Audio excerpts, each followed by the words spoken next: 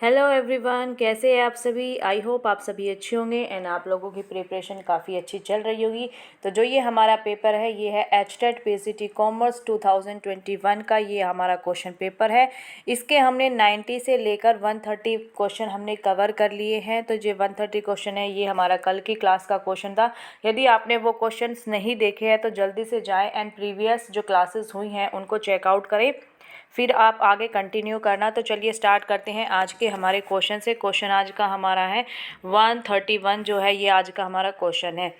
Which is not the element of business environment. Business environment का इनमें से कौन सा एलिमेंट नहीं है। लीगल, पॉलिटिकल, हिस्टोरिकल या फिर इकोनॉमी। देखिए जो हमारा बिजनेस एनवायरनमेंट है उसकी शॉर्ट ट्रिक है याद करने की कौन कौन सी होती है। हमारे PESTEL, पेस्टल, ठीक है। ये हमारी शॉर्ट ट्रिक होती है याद करने की। आप इसकी फुल फॉर्म सभी मुझे कमेंट सेक्शन में लिखकर बताएंगे कि पी से क्या बनेगा, ई से क्या बनेगा, ठीक है। तो इसमें देखिए लीगल हमारा एल से लीगल हो जाता है तो लीगल होगा। पॉलिटिकल पी से हमारा बन जाएगा। हिस्टोरिकल देखिए एच यहाँ पर आपको कहीं पर नज़र आ रहा है, नहीं आ रहा। इट मीन्स हिस्टोरिकल हमारा कोई भी बिजनेस एनवायरनमेंट का एलिमेंट नहीं है। सो आंसर भी क्या हो जाएगा हमारा हिस्टोरिकल। ई से हमारा क्या हो जाता है, इकोनॉमिक हो जाता है। सेकंड ई से आप सभी मुझे कमेंट सेक्शन में बताएंगे क्या बनेगा, ठीक है। आगे चलिए नेक्स्ट क्वेश्चन है partnership is the result of. Partnership जो होती है वो किसका रिजल्ट होती है। ह्यूमन रिलेशन का रिजल्ट होती है। एंड ये एग्रीमेंट होता है, इनोवेशन होता है या फिर एजेंसी होती है। साझेदारी जो है वो किसका परिणाम है। मानवीय संबंधों का, एक समझौते का या फिर नवप्रवर्तन का या फिर एक एजेंसी का। तो जो पार्टनरशिप होती है वो किसका रिजल्ट होती है, हमेशा याद रखना एग्रीमेंट का। किसका होती है, एग्रीमेंट से। एंड एग्रीमेंट इसका क्या हो जाएगा, राइट आंसर हो जाएगा, ठीक है। आगे चलिए नेक्स्ट क्वेश्चन है factor causing unethical conduct in management is. प्रबंधन में अनैतिक आचरण का क्या कारण है। क्या कौन में इनमें से कौन सा ऐसा है जिससे आपको लगेगा कि जो क्या हो रहा है अनएथिकल कंडक्ट है एक मैनेजमेंट के अंदर। इकोनॉमिक ग्रिड, आर्थिक लालच आना, फेयर कंपटीशन तो अच्छी बात होती है। स्वस्थ प्रतिस्पर्धा ये क्या होती है, एक अच्छी बात होती है। सोशल वैल्यूज, सामाजिक मूल्यों को ध्यान में रखना ये भी अच्छी बात है। गवर्नमेंट पॉलिसीज ये भी कोई अनएथिकल कंडक्ट नहीं है। तो क्या हो जाएगा हमारा आंसर, आर्थिक लालच, यानी कि इकोनॉमिक ग्रिड क्या हो जाएगा हमारा अनएथिकल कंडक्ट एक मैनेजमेंट के अंदर कहलाएगा, ठीक है। नेक्स्ट क्वेश्चन देखिए management is the development of people not direction of things. Management क्या है, लोगों का विकास करना है होता है, ना कि वस्तुओं का निर्देशन करना होता है। ये जो शब्द है ये किसने कही है, लॉरेंस मायो, लॉरेंस एप्ली या फिर एल्टन मायो या फिर एल्टन जॉन। तो ये किसने कहा है, ये कहा है लॉरेंस एप्ले ने ये शब्द कहे हैं। क्या शब्द कहे हैं भाई, प्रबंध जो है वो व्यक्तियों का विकास होता है, ना कि वस्तुओं का निर्देशन होता है, ठीक है। आगे चलिए नेक्स्ट क्वेश्चन है dash is a communication that flows from a higher level to one और more lower levels in the organisation. तो ये क्या होता है आपका, कौन सी कम्युनिकेशन है। देखिए हमारी एक होती है, सबसे पहले हमारे टॉप लेवल होते हैं फिर लोअर लेवल होते हैं, ठीक है। ऐसे यदि जब भी हमारे जो टॉप लेवल होते हैं वहाँ से कोई भी निर्देश जो होता है वो नीचे की तरफ आता है तो वो हमारा क्या होता है, डाउनवर्ड होता है, ठीक है। यदि कोई लोअर से कोई भी हमारी जो भी प्रॉब्लम है वो कहाँ पर जाती है, टॉप लेवल पर, तो वो क्या होता है, अपवर्ड कहलाता है, ठीक है। यदि सेम लेवल के पर कोई भी बात होती है तो वो हमारा क्या होता है, हॉरिजॉन्टल कहलाता है, ठीक है। तो यहाँ पर क्या बोल रहा है, इस पे देखिए क्लियरली लिखा है जो हमारा कम्युनिकेशन है वो फ्लो कर रहा है कहाँ से, हायर लेवल से फ्लो करते हुए टू वन और मोर लोअर लेवल्स, यानी कि ऊपर से हमारा नीचे आ रहा है ऐसे, ठीक है, लेवल के थ्रू। तो ये हमारा क्या हो जाएगा, डाउनवर्ड कम्युनिकेशन हो जाएगा, ठीक है। 135 का क्या आंसर हो जाएगा, ऑप्शन नंबर 1 राइट आंसर हो जाएगा। नेक्स्ट क्वेश्चन देखिए subscription of ₹6,24,000 6,24,000 had been shown in income and expenditure account prepared for the year ending 31st March 2021। Additional information आप लोगों को गिवन है, देखिए क्या गिवन है। ऑन 31 मार्च 2020 को दे रखा है सब्सक्रिप्शन आउटस्टैंडिंग, और ऐसे ही 31 मार्च 2021 का दे रखा है and subscription received in advance. तो दो चीज़ें आपको दे रखी है, सब्सक्रिप्शन आउटस्टैंडिंग दे रखा है एंड सब्सक्रिप्शन इन एडवांस दे रखा है, ठीक है। तो क्वेश्चन में क्या पूछा है, the amount of subscription received during the year 2020 and 21 would be, ठीक है। अब सबसे पहले आपको क्वेश्चन को समझना है, क्वेश्चन में आपसे क्या पूछा है। देखिए जब भी हम क्या बनाते हैं, इनकम एंड एक्सपेंडिचर अकाउंट बनाते हैं, वहाँ पर हम क्या यूज़ करते हैं, अक्रूवल बेसिस का यूज़ करते हैं। किसका यूज़ करते हैं, अक्रूवल बेसिस का यूज़ करते हैं। अक्रूवल बेसिस क्या होता है? अक्रूवल बेसिस वो होता है कि जिस टाइम पे आपके पास जो भी पेमेंट आती है उसको आप उसी टाइम पे रिकॉर्ड कर लेते हैं, चाहे वो उस पर्टिकुलर ईयर की है या नहीं है। ठीक है, मान लीजिए आपको रिसीव्ड एडवांस में हुआ है किसी ईयर का, तो आपने उसी ईयर में उसको क्या कर दिया? शो कर दिया, क्योंकि वो उस ईयर की है भी नहीं, फिर भी आपने क्या किया? उस ईयर में उसको रिकॉर्ड कर दिया है। ठीक है, यानी कि जो भी ट्रांजैक्शन आती गई, जितने जहाँ से जो भी पैसा आते गए, वो सारा आपने क्या कर दिया? रिकॉर्ड कर दिया। तो वो तो होता है हमारा अक्रूवल बेसिस। ठीक है, तो जो हमारा इनकम एंड एक्सपेंडिचर अकाउंट है वो क्या शो कर रहा है? ये अक्रूवल बेसिस पे बनता है। ठीक है, और फिर हमसे क्वेश्चन में पूछा है कि कैश बेसिस पे आपको बताना है। क्या बताना है कैश बेसिस पे? कि the amount of subscription received during the year 2020 and 21, यानी कि जो सब्सक्रिप्शन की अमाउंट है, ठीक है, वो 2021 में कितनी आई है। यानी कि अब ये आपसे पूछा है कैश बेसिस पर। तो कैश बेसिस में हमारा क्या होता है कि जो उस ईयर की पर्टिकुलर जितनी भी पेमेंट है या फिर जो भी इनकम आनी होनी है, हम सिर्फ उसी को रिकॉर्ड करते हैं। आउटस्टैंडिंग और इन एडवांस जो चीज़ें होती है हम उनको नेगलेक्ट कर देते हैं। ठीक है, कैश बेसिस में। ठीक है, तो अब हमें कैश बेसिस के अकॉर्डिंग ही बनाना है। तो अब देखिए, हमें सबसे पहले जो टर्म्स दे रखी है पहले उनको आप देखिए।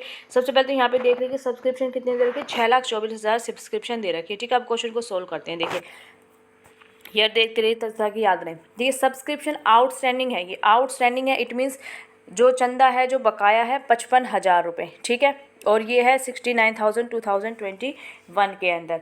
ठीक है, तो और नेक्स्ट है हमारा सब्सक्रिप्शन रिसीव्ड इन एडवांस 31,000 और 35,000। अब देखिए हमें करना क्या है, अब हमें कैश बेसिस पे अब देखेंगे जो 55,000 है ये आउटस्टैंडिंग है हमारे। ठीक है, यानी कि ये हमारे 2021 की टर्म है, ये आउटस्टैंडिंग है, यानी कि ये हमें अब मिली है।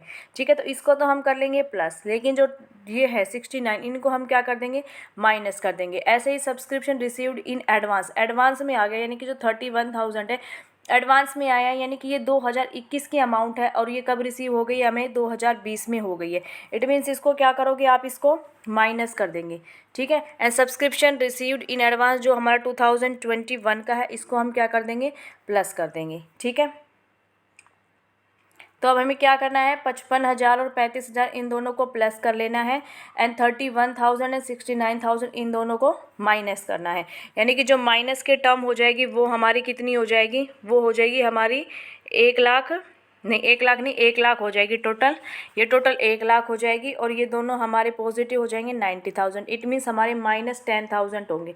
और -10,000 हमें किस में से करने हैं? जो हमारे 6,24,000 है, इसमें से हम माइनस कर देंगे 10,000। 6,24,000 में से माइनस कर देंगे 10,000, तो हमारा आंसर क्या हो जाएगा? 6,14,000 हमारा करेक्ट आंसर हो जाएगा। Option number 3 is the right answer. देखिए, यदि आपको समझने में प्रॉब्लम हो रही है तो आप मुझे कमेंट सेक्शन में बता सकते हैं, ताकि मैं एक अच्छे से प्रॉपर तरीके से आपको इसका सॉल्यूशन करवा पाऊँ, यदि आपको समझ में नहीं आया है। ठीक है, यदि आपको कॉन्सेप्ट क्लियर नहीं होंगे तो आपको समझ में नहीं आया होगा। जिन बच्चों के कॉन्सेप्ट क्लियर है उनको अच्छे से समझ में आ गया होगा कि मैंने क्या किया है। ठीक है, आगे चलिए, नेक्स्ट क्वेश्चन है हमारा, ये भी हमारा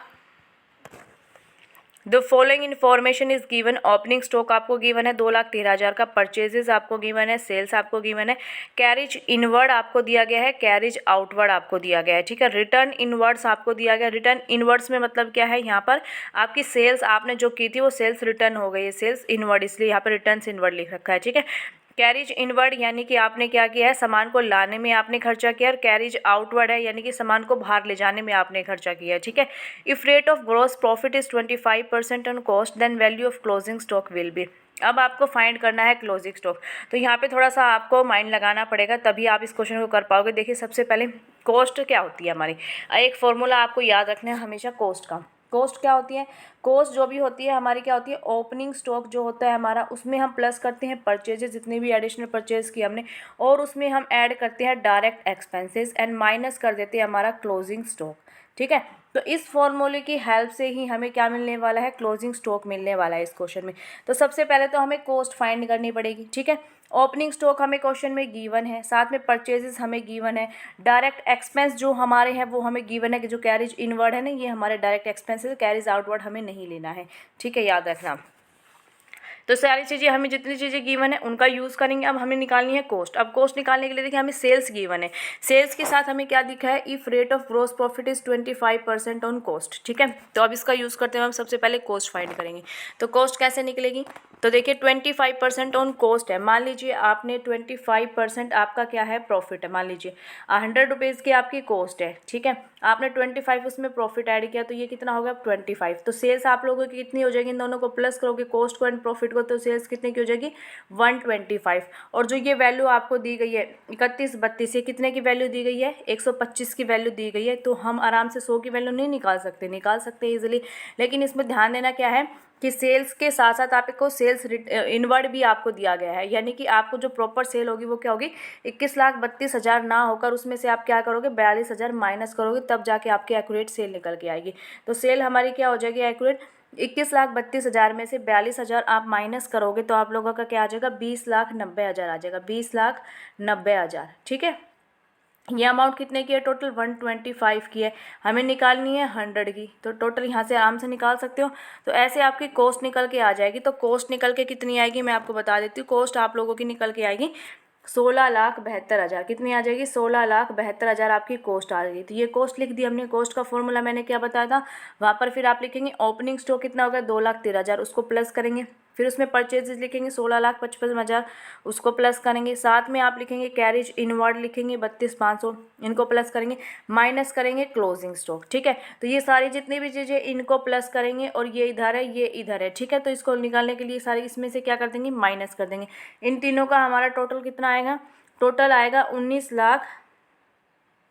19,500,000 में से आप माइनस कर देंगे 16,72,000, तो आप लोगों का डायरेक्ट आंसर निकल के आ जाएगा कितना, 2,28,500, यानी कि ऑप्शन नंबर 4 जो हो जाएगा आप लोगों का राइट आंसर हो जाएगा। ठीक है, चलिए आगे करते हैं next question.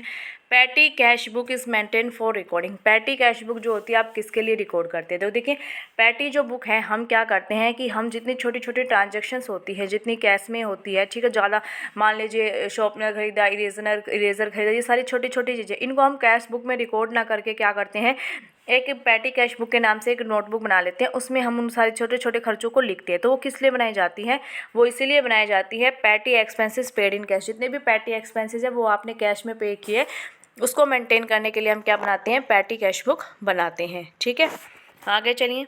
The immediate recognition of losses is related to. देखिए आपने देखा कि तुरंत कोई हानि हुई है, उससे संबंधित हमारा कौन सा जो है, हमारा इनमें से जितने भी ये कन्वेंशन है कौन सा उसमें फॉलो करता है, कंजर्वेटिज्म, कंसिस्टेंसी, मैटेरियलिटी या फिर डिस्क्लोजर। ठीक है, तो देखिए जो कंजर्वेटिज्म है यही सिद्धांत हमारा क्या कहता है कि जो भी कोई हानि होने वाली है उसको तुरंत रिकॉग्नाइज करो, उसके रिगार्डिंग तुरंत ही आपको क्या लेना है, एक्शन लेना है। वो किस में आ जाता है, conservatism.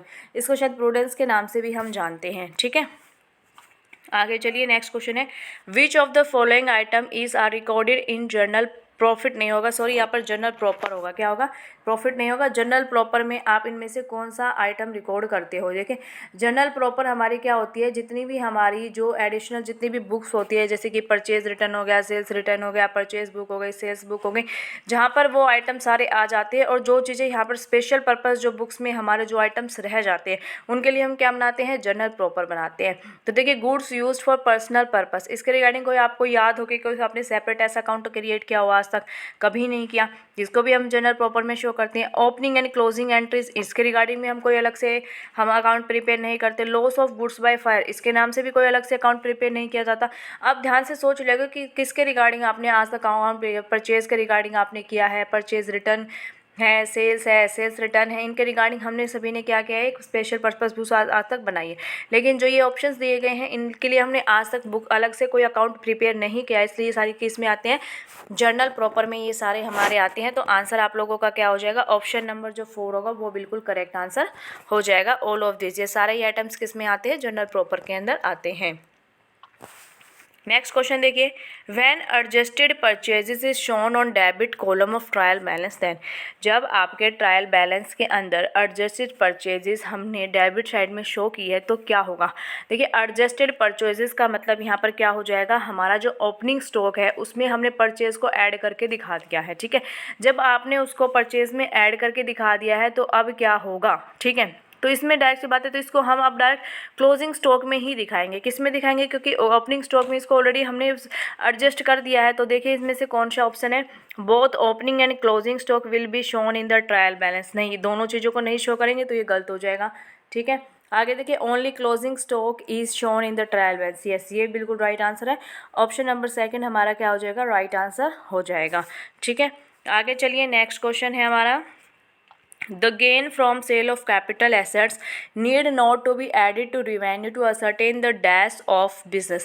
The gain from sale of capital assets, जो हमारा गेन है, जो हमें प्रॉफिट हुआ है सेल ऑफ कैपिटल एसेट से, उसको रिकॉर्ड करने की आपको ज़रूरत नहीं है। किस टाइम, जब आप क्या कर रहे हैं, not to be added to revenue to ascertain the dash of business. आप बिजनेस का कौन सा प्रॉफिट फाइंड कर रहे हैं जिसके लिए आपको इस टर्म को ऐड करने की, यानी कि इसको हमें लेने की ज़रूरत नहीं है। तो देखिए हमारे 3 टाइप के प्रॉफिट होते हैं, आपने देखा होगा। एक तो होता है हमारा जीपी यानी कि ग्रोस प्रॉफिट, फिर होता है हमारा ऑपरेटिंग प्रॉफिट, उसके बाद हमारा निकलता है नेट प्रॉफिट। ठीक है, तो ग्रोस प्रॉफिट में क्या लेते हैं हम, जितना भी हमारा मैन्युफैक्चरिंग का जितना भी हमारा होता है, यानी कि जितने का हमने सेल किया उसमें से जितने भी मैन्युफैक्चरिंग का जो कॉस्ट है हम सिर्फ उसको माइनस करते हैं, तो वो हमारा क्या आ जाता है, ग्रोस प्रॉफिट। यदि उसमें से भी हम क्या करते हैं, हमारे जितने भी ऑपरेशन के जो एक्सपेंसेस है, यानी कि जो हम वर्क करते हैं मेनली ऑपरेटिंग का जो काम करते हैं, उसको भी यदि माइनस कर देंगे तो हमारा क्या आ जाता है, ऑपरेटिंग प्रॉफिट आ जाता है। और जब सारी ही चीज़ों को माइनस कर देते हैं तो हमारा क्या निकल के आ जाता है, नेट प्रॉफिट निकल के आ जाता है।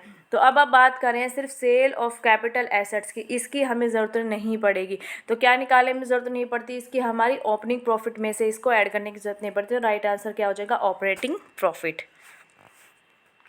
नेक्स्ट क्वेश्चन देखिए, ₹1 lakh is net sales of a concern during 2021। 1 lakh रुपए क्या है आपके 2021 में शुद्ध बिक्री है ये। ठीक है, if inventory turnover is 4 times, inventory turnover आपको दे रखिए 4 टाइम्स है। Calculate the inventory at the end, यानी कि आपको क्लोजिंग इन्वेंट्री फाइंड करनी है। Is 1.5 times of that is the beginning. तो ये क्या है आपकी 1.5 टाइम्स है किसकी, बिगिनिंग से। ठीक है, तो देखिए एक संस्था के 2021 में शुद्ध बिक्री 1 लाख रुपए, यदि स्कंद आवर्त 4 गुना हो तो वर्ष के अंत में स्कंद की राशि ज्ञात कीजिए।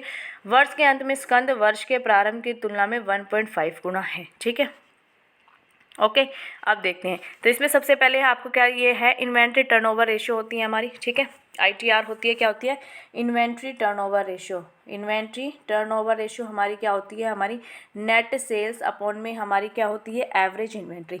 नेट सेल्स अपॉन में क्या होती है, एवरेज इन्वेंट्री की हमारा इसका फॉर्मूला होता है। इसमें नेट सेल्स हमें दी रखी है 1 लाख रुपए की, तो यहाँ पे लिखोगे 1 लाख रुपए। और इन्वेंट्री टर्नओवर रेशियो हमें कितनी रखी है बेटा, 4 टाइम्स दे रखी है। तो यहाँ से हमारी क्या निकल के आ जाएगी, एवरेज इन्वेंट्री आ जाएगी। तो दोनों को कट करेंगे तो यानी कि एवरेज इन्वेंट्री कितनी आ गई हमारी, 25,000 हमारी क्या आई है, एवरेज इन्वेंट्री आई है। ठीक है, यहाँ तक आया समझ में। आगे देखते हैं दोबारा, एवरेज इन्वेंट्री निकल के आ गई 25,000। एवरेज इन्वेंट्री हमारी होती क्या है, बच्चों को पता होगा। तो एवरेज इन्वेंट्री क्या होती है, ओपनिंग इन्वेंट्री जो होगी प्लस में क्लोजिंग इन्वेंट्री जो होगी उसको डिवाइड करते हैं 2 से, तब हमारी एवरेज इन्वेंट्री निकल के आती है।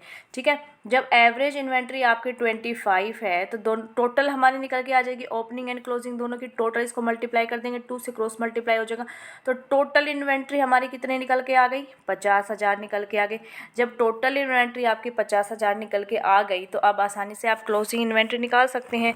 ठीक है, अब कैसे निकलेगी क्लोजिंग इन्वेंट्री, देखिए अब हमारी क्या बोला है आगे, टोटल इन्वेंट्री हमें पता चल गई है 50,000। अब आगे देखिए क्वेश्चन में क्या बोला है कि जो आपकी है 1.5 times of that is the beginning, यानी कि जो आपकी क्लोजिंग इन्वेंट्री है ना वो 1.5 टाइम्स है किससे, हमारी ओपनिंग इन्वेंट्री से। मान लीजिए ओपनिंग इन्वेंट्री हमारी 1 हो गई तो क्लोजिंग इन्वेंट्री कितनी हो जाएगी, 1.5 हो जाएगी। इसको रेशियो में लिख लीजिए।